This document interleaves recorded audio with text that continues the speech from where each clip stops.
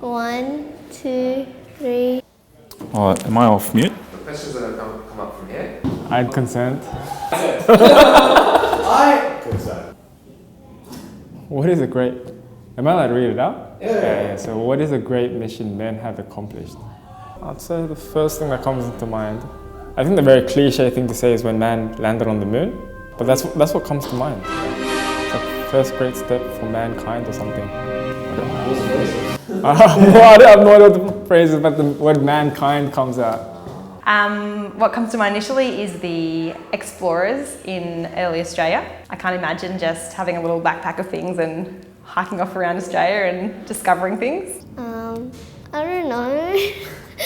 So, I don't know. I just went back to work after having a baby, so my brain is mush, but I managed to sit through 2 days of work, so that was a massive accomplishment. It was hard. The first day I sat down at my desk and I couldn't even remember how to turn my computer on, like my login. I couldn't remember my login, so I was like, great. Finally found out that I'm faster than one of my friends. In what? In a race at the athletics carnival. I think the only one I can remember clearly was getting into Normanhurst. I thought that getting into Normanhurst would make my parents proud. I think men are very single-minded when it comes to getting things done. I guess it would be the desire to succeed at something. Having things, so having that career, having the money that comes with that career, having the lifestyle, having the house, the stuff. I think that often is what drives people, is a big motivator for people. What are apostles again? To spread the news about Jesus.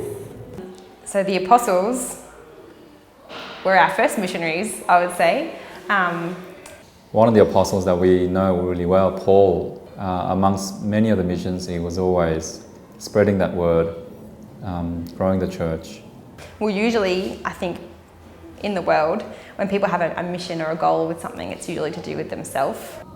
Their drive isn't self-glory, self-glorification. So it was completely selfless. It wasn't about Paul at all. It was about Jesus and growing his kingdom. Should we be? Yeah, I guess so. Like yes and no, I would say. I don't think the Bible says that we all have to pack up our houses and be nomads going around preaching Jesus. Yeah, why not? Probably because I'd want others to be forgiven.